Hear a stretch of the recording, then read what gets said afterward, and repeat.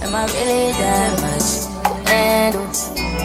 Breaking these niggas down like a gamble. You don't really to throw you out.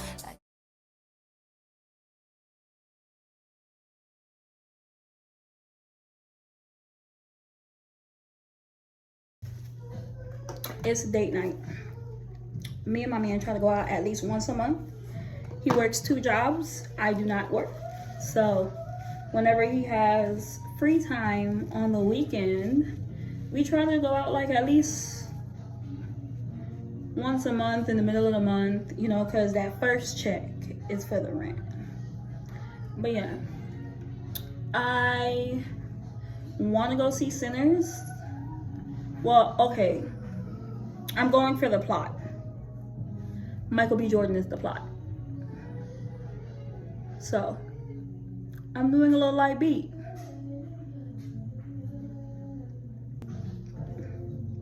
But yeah, while we putting on this makeup, let's go ahead and do a little story time. Because Facebook is messy. In traditional Facebook fashion, you know how Facebook got the little memories. It reminded me that today was the day that I packed a suitcase and got on a plane to Baltimore to go see a man that I have not seen since I was 15. 8 years ago. 8 years ago, how old was I? It wasn't 8 years ago. It was, yeah, 8 years ago. 8 years ago, I was 22.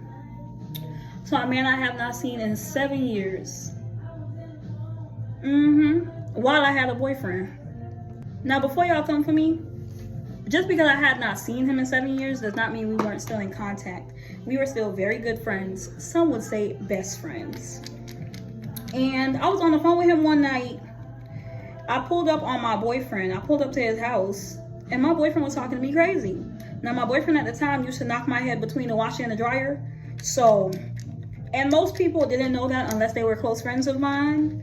And the person who I went to see, he definitely didn't know that because he would have flew out to Florida and handled business. And I was not at the stage where I was ready to leave just yet. So I was on the phone with him, pulled up on my boyfriend, and my boyfriend was talking to me crazy. And he stayed quiet. Like, he didn't say anything because he was connected to my car and he didn't want more trouble to come to me if my boyfriend heard I was on the phone with somebody, although my boyfriend knew who this person was because, like I said, he was one of my best friends. So when I got off the phone, well, when he said what he said and walked away from the car, the guy on the phone was like, why you let him talk to you like that? I said, what you want me to do? That's just how he talked to me. And he asked me, he said, what happened to you? Like, you used to talk to people and treat niggas like they wasn't worth nothing. And now you letting a man just talk to you crazy. Like, what's going on with you? He said, you know what? Come to Baltimore for a few weeks so I can show you how a man is supposed to treat you. So I told him, if you buy my ticket, I'll come. Child, y'all know the rest of the story because I just told you in the beginning.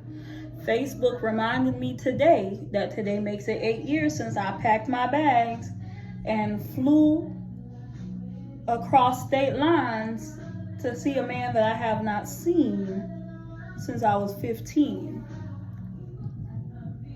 Yeah, so clearly I went.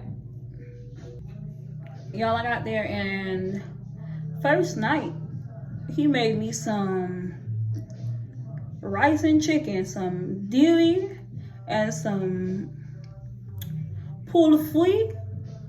And I was like, oh my God, I ain't never had no man cook for me before. Child. Later on, he told me he ain't cooked that. His mama made that. And she left it there for me. But he took credit for it. Shoot. I still wasn't mad. Because, you know, first of all, I always been a thicker girl. So, you know, I like to eat. And your mom cared enough about me to make sure I had food for me. Good hospitality. Child, that was 6 of the best weeks of my life, okay? And I know y'all probably wondering, how did you spend 6 weeks with another man and your boyfriend at the time didn't notice? Like, what did you tell him? Y'all, I used to model. I used to be a plus size model. And I told that man I was going to Baltimore for a modeling contract.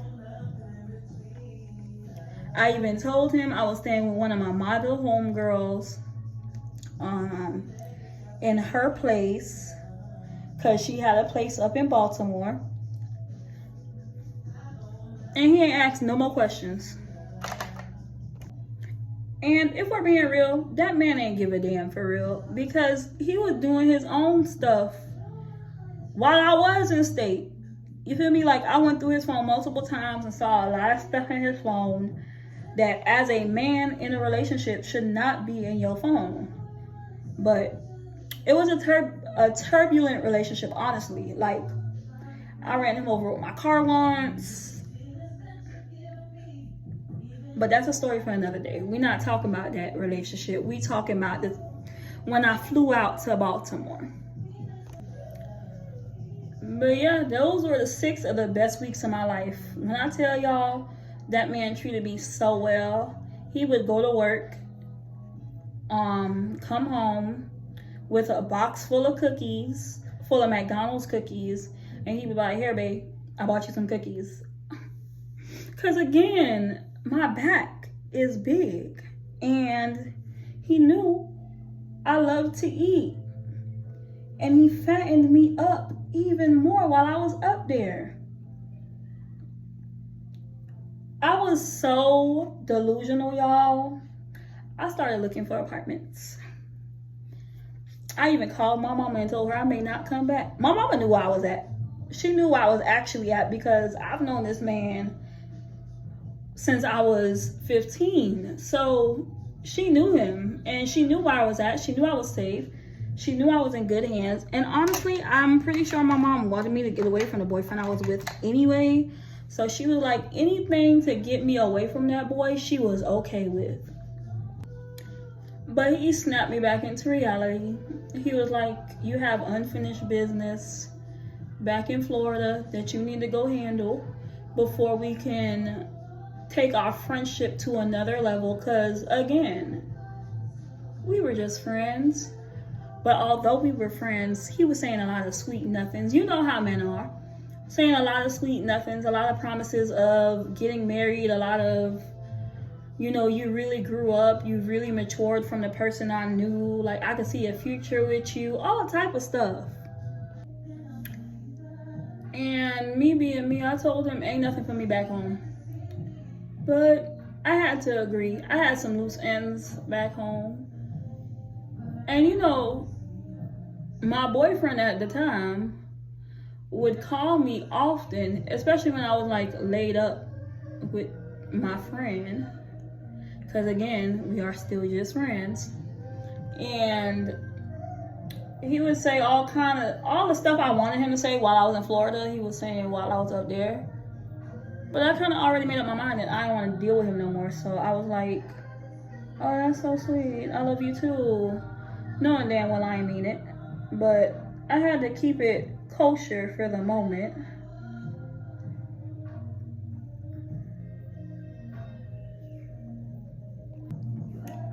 So I flew back home. I flew back to my boyfriend, who I could not stand. At that point, me and that boy had been together for what? 6 years? And we didn't like each other anymore. Sometimes you have to admit when you no longer like a person. We didn't like each other anymore. So I flew back home, but in delusional Becky fashion, I got my friend in Baltimore's name tattooed on me, right here on my ring finger.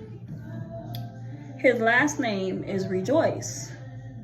So I tattooed Rejoice because it's Rejoice in French. So it was easy to say, oh, you know, there's just so much to be grateful for. When someone asked me about the tattoo, I'd be like, there's just so much to be grateful for. I just had to remind myself to rejoice. Child, his sister thought I was crazy. She said, "Sis, now why would you do that? Why would you do that?" And then she told me that my friend in Baltimore had got back with his ex-girlfriend, the one that stabbed him.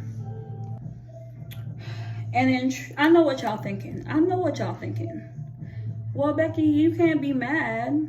You had a boyfriend. He couldn't be with you because you was in another state. You came back home to close up loose ends. So he got back with his ex. You can't be mad at him. But in true delusional fashion, I wouldn't be Becky if I wasn't. I crashed out. And I didn't crash out so much so because he got back with the girl. Because, you know, that's your decision. You wanna be with a girl that stabbed you, that's on you, Bookie. I crashed out because this girl was laying on the sheets I had purchased for that bed. And I ain't like that.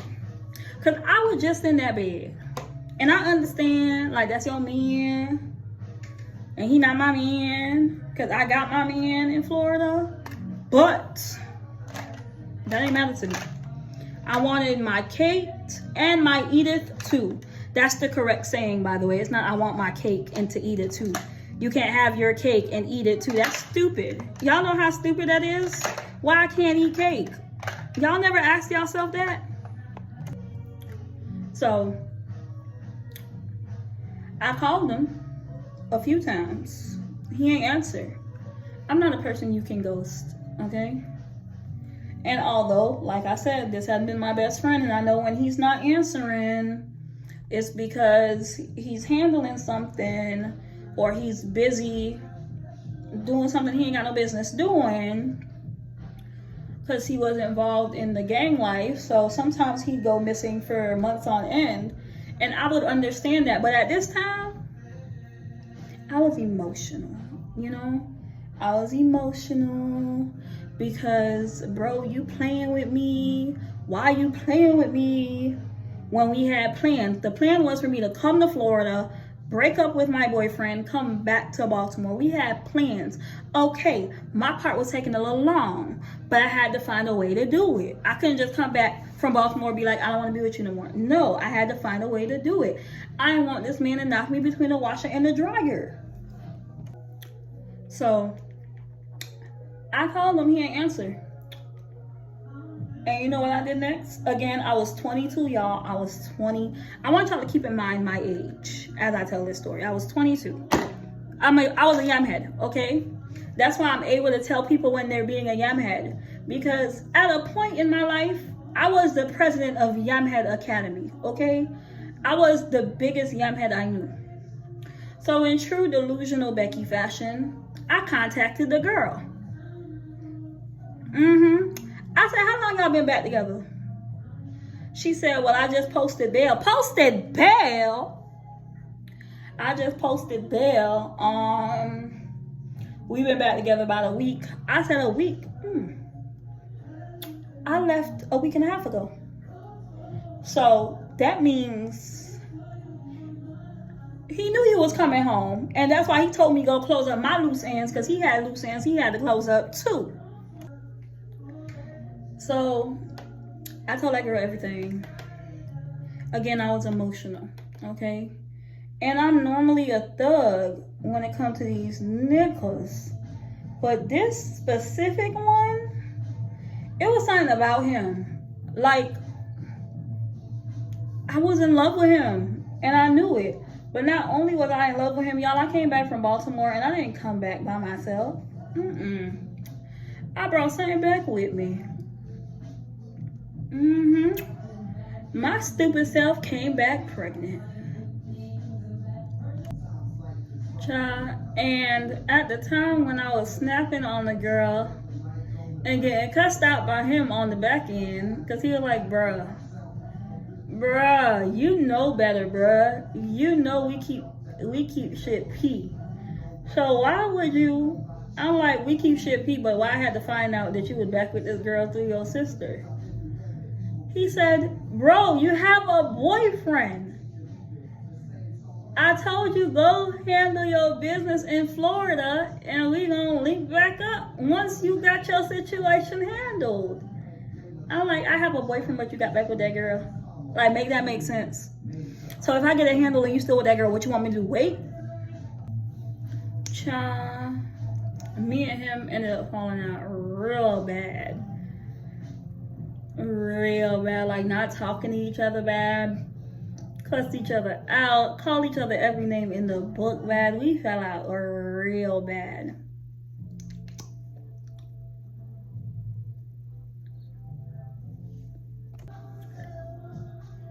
Y'all, by the time I figured out I was pregnant, because my period was like 6 weeks late,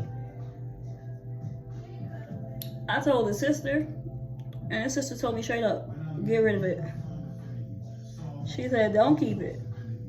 But I'm a PK. My mama, my daddy, abortion where? Abortion where? So now I had this man's name tattooed on me and his baby in my stomach, all while having a boyfriend in the state. So I told him, and because he was involved in like the street life and he had no children, told me keep it. We'll figure something out. Cool. God had other plans though, because God knew what he was about to do would turn my life upside down, and being pregnant or a new mother while going through that, literally that same year my father died, a year later to the date my best friend died. I would have been going through postpartum and grieving two of the most important people in my life. He was like, you know what? It's not your time. He took that baby back up to heaven. And me and my best friend, who was no longer my best friend because me and him fell out because I called his girlfriend and told her everything. Well, his ex-girlfriend that became his current girlfriend again. We weren't talking, but when my dad passed away, he was the first person to call me when he heard the news. And I was like, how do you know that? And we don't even have each other on social media. I haven't spoken to you in months. He said, trust me, just because you think we don't have each other on social media doesn't mean I'm not still watching you. Not you making a fake profile to stalk me. Okay. I love that for me. But he called me the day after my dad passed away, and he was like, I just got the news. I know how much he meant to you. I'm sorry I couldn't meet him before he passed away, but if you need anything from me, don't hesitate to call my phone. My boyfriend at the time, the same one he sent me back to, that dude, he ain't even booked a flight to come home with me. He's the reason I ended up missing my dad being alive, because my dad was alive for a week after he went to the hospital. He went to the hospital Monday, he died Friday. My boyfriend at the time wouldn't let me buy a ticket to go home to see him. Like, he kept pushing my ticket back, kept stopping me, kept coming up with different ways to stop me. So I bought my ticket for Friday night. I bought my ticket Thursday morning for Friday night. My mom called me Friday morning and said, don't rush, your dad's already gone. Yeah, so now I'm beefing with my boyfriend because I'm blaming him because I'm lacking accountability, because I don't want to be accountable for the fact that I should have bought my ticket earlier. I knew he was in the hospital. I knew he was on his last leg. I should have taken the initiative and went home. But that's besides the point. The point is, the man whose name I had tattooed on me, the man whose child I had carried before God called it home, called me the day after my dad passed away and said anything I need, he'll drop what he's doing and be there. That's a good man, Savannah. That's a good man, Savannah. And I know y'all probably sitting there like, why are you telling us a story about your ex while getting ready for date night with your husband? Well, baby, Who do you think I'm going on the date night with? I ended up marrying the man I went to see in Baltimore. The man I went to see by the horse in Baltimore. Yeah, I ended up marrying him. And right now I'm getting ready to go out with him. I hope he likes it. I put a lot of effort into this look. It took me about 20 minutes, but it got done. Hold on, let me fix these lashes.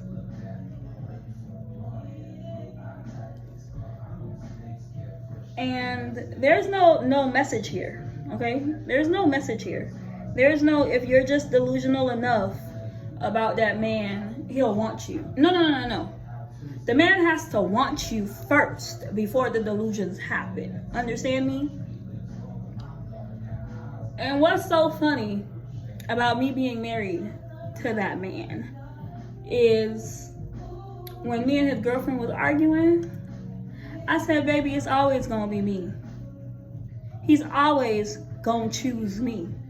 Regardless of if you're here today, tomorrow, or next week. At the end of the night, when he goes to sleep, he's thinking about me. When he's done running these streets and he wants to settle down and have a family, it's not gonna be with you. It's gonna be with me. I be predicting my own future. But you know what?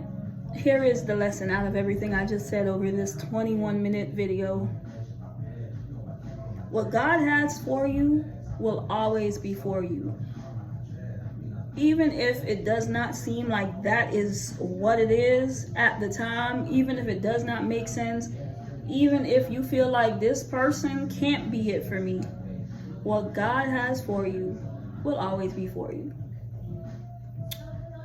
Spray my face a little bit.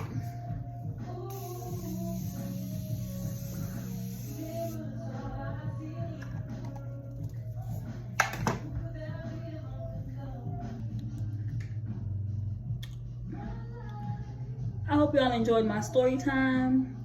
Thank you for sitting here with me while I did my makeup. Baby girl, you are so pretty, pretty, pretty, pretty.